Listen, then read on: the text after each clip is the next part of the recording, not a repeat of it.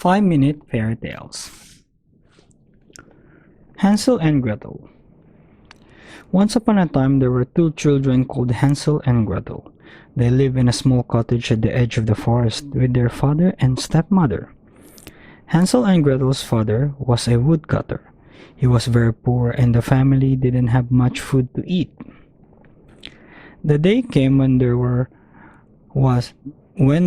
was hardly any food left at all. "What do we do?" cried the father. The stepmother, who didn't like Hansel and Gretel, said, "We must take the children into the thickest part of the forest and leave them there. There are just too many mouths to feed." "We can't do that," protested the father, for he loved his children dearly. "We must, or we all die of hunger," screeched his wife. "The children are going, and that is that." From their bedroom, Hansel and Gretel overheard the conversation. Gretel burst into tears. "Don't worry," Hansel said. "I'll look after you."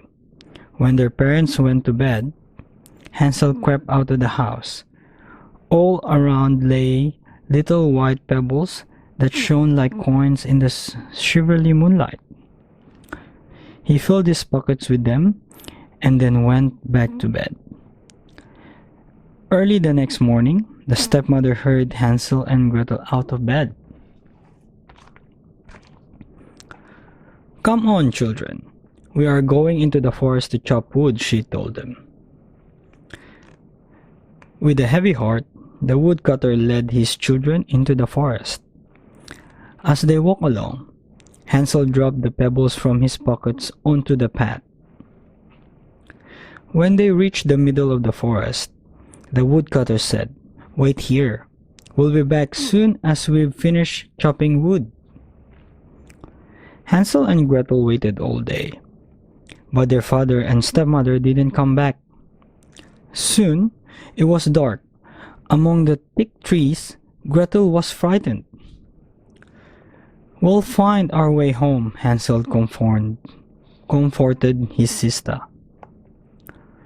When the moon rose high in the sky, the white pebbles that Hansel had left on the path lit up. He grabbed his sister's hand. "Come on, Gretel. The pebbles will show us the way home." When Hansel and Gretel returned, the woodcutter was relieved to see his children again, but their stepmother was furious.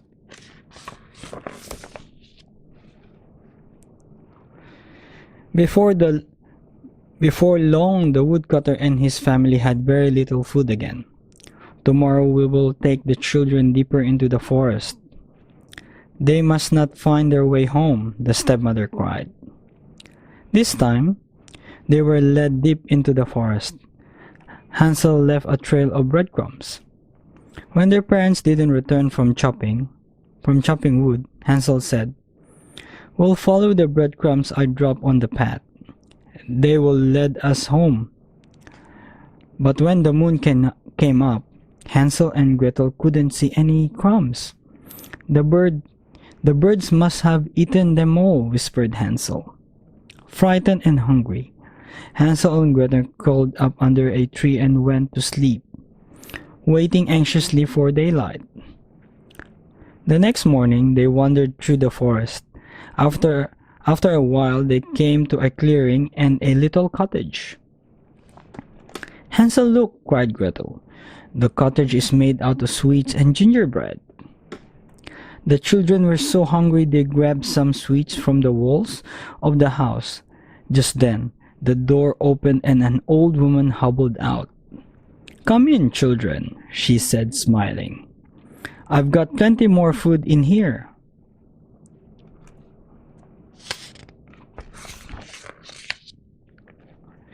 Their stomachs growling, Hansel and Gretel followed the old woman into the cottage. After a delicious meal, she showed them two little beds when they lay down to sleep. The children didn't know that the old woman was actually a wicked old witch who liked to eat children. When Hansel and Gretel woke up from their nap, the witch grabbed Hansel and locked him in a cage. She set Gretel to work, cleaning and cooking huge meals to fatten up Hansel. Weeks passed. Every morning, the witch went up to the cage. "Hold out your finger, boy. I want to feel if you are fat enough to eat."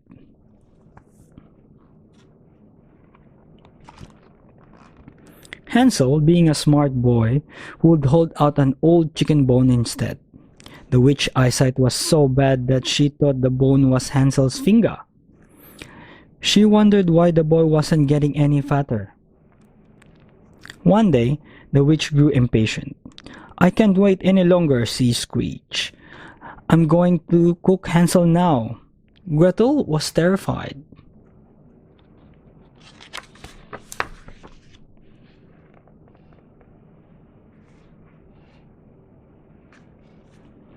"We'll bake some bread to eat with your brother," said the witch.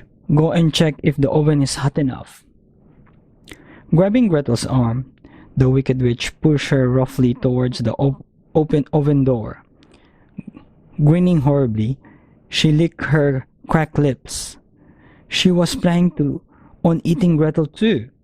She couldn't wait for her delicious meal. Gretel guessed the witch trick. "I'm too big to fit in there," she said. "Oh, you silly girl," crackled the witch. "Even I can fit in there." And she put her head into the oven to prove she was right. Gretel gave her a giant push, and the witch fell right inside. Gretel quickly slammed the oven door shut.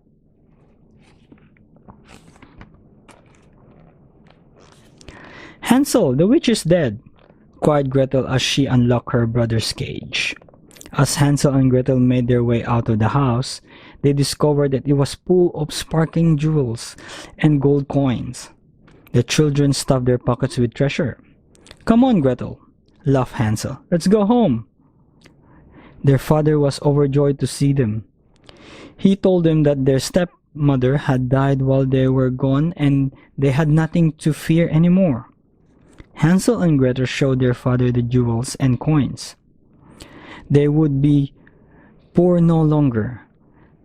And from then on, the woodcutter and his children were never hungry again. The end.